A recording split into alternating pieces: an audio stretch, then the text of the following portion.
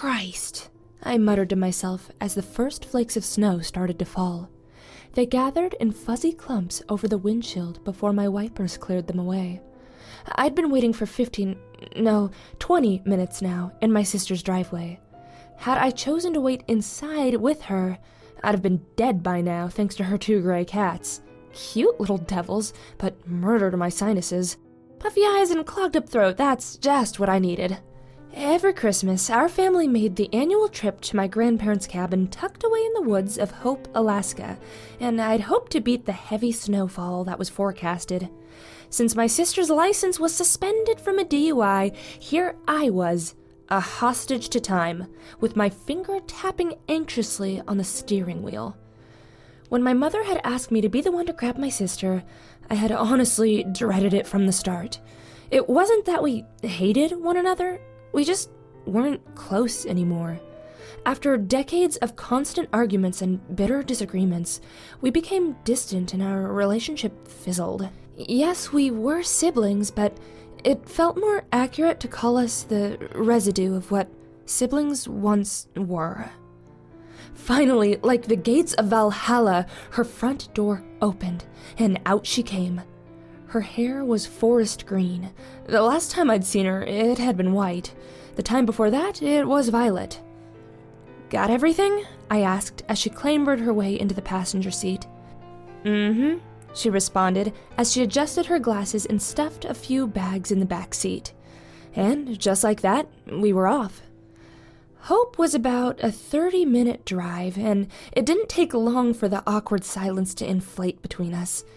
It didn't help that the radio didn't work in my car, and that the broken auxiliary port made your music sound like it was having a seizure. By the time we reached the turnoff for Hope Highway, the road was turning into a thick white sheet. Thankfully, on Christmas Eve night, the long stretch to Hope's small community was quick and vacant. The cabin was tucked away in a fortress of trees 5 miles off the main road. As I made the turn, my sister cracked the window, pulled out a blunt, and lit it with a lighter. "Want a hit?" she asked. Snow crunched beneath us. "Not while I'm driving." "It's a straight path. We're practically there already." She took a drag and blew it out the window. "I just want to focus on this, all right?" She huffed and pushed up her glasses. "If you're that worried, maybe slow down a bit then." There was the jab, a piece of bait to lure me into another fight. But I wasn't gonna bite, not this time. She could live with us getting there faster.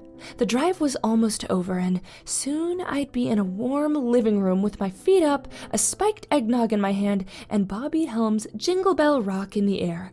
I could already hear Uncle Jed spouting off one of his crude jokes.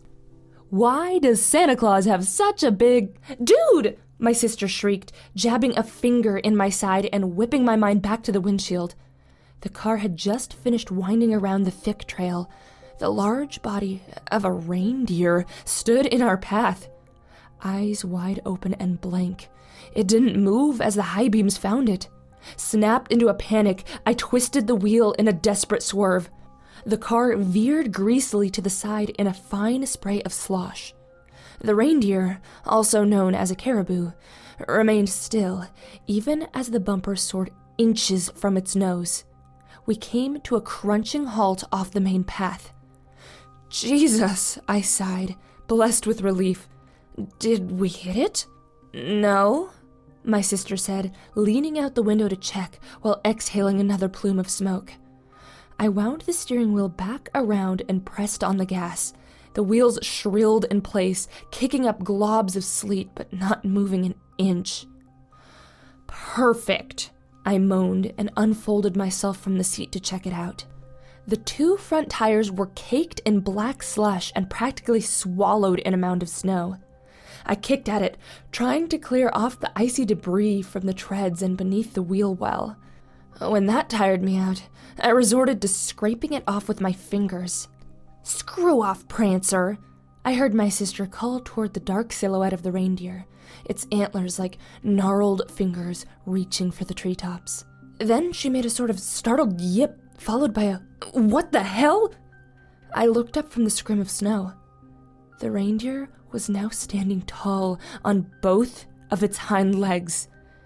It looked strange, like a silly caricature you'd see in a kid's book. But out there, in the silence of the woods, it was a creepy image. The way its vague shape stood on just 2 legs, held an almost human-like balance. For whatever reason, I realized then, it didn't have a tail. Its muscular neck craned to the side and let out an ululating scream. A miserable squeal of metal grinding against metal. My legs were ice sculptures, cementing me to the spot as the shriek quieted to a succession of wet grunts. The reindeer dropped down to its original posture and stomped heavily. Puffs of white vapor and strings of snot vented from its nostrils. I was no hunter, but it didn't take a lot to tell me when a pissed-off animal was about to charge. I leaped for the driver's seat, pulled the door open, and slammed it shut just as the muffled thud of hooves reached me.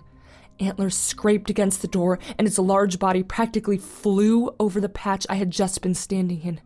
Fast. Very fast. My sister screamed as the large bulk of its frame wound back around and charged again, this time shattering the headlights and submerging us in darkness. "Just go already!" my sister hollered in my ear. "I'm trying, goddammit!" I hissed. The wheels continued to spin helplessly. We were trapped. The creature charged again, this time nailing the window. A cobweb of cracks bloomed near my sister's head. I searched for anything, literally anything, that I could use as a weapon. I was never really a gun enthusiast, but at that moment, I'd have shaved my head and joined the secular monks if it meant having a Glock in my hand right there and then.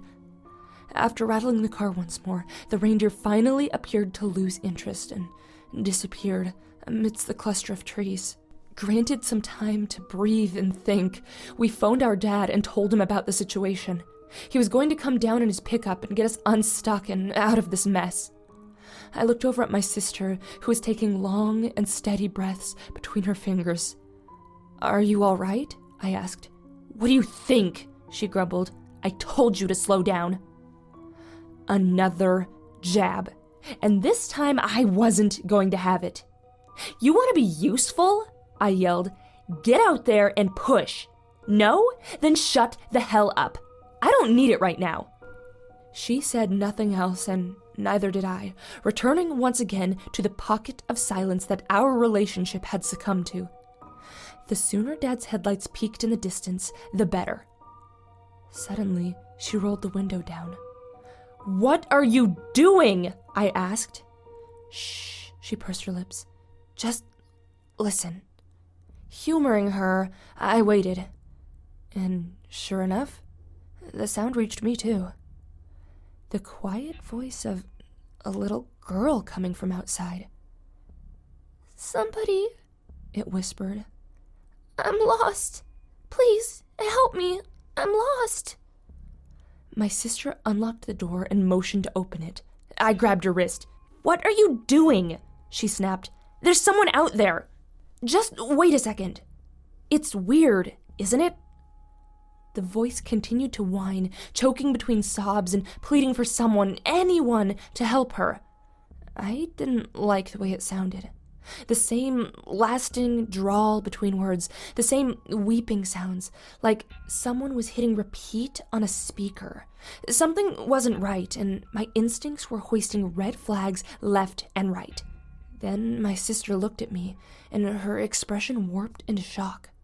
She flung back, pinning both her shoulders against the interior. Things that sounded like words bubbled up, but didn't quite make it out of her throat. I turned and saw what was looking at me. It had the face of a man, surrounded by the mottled fur of a caribou's body.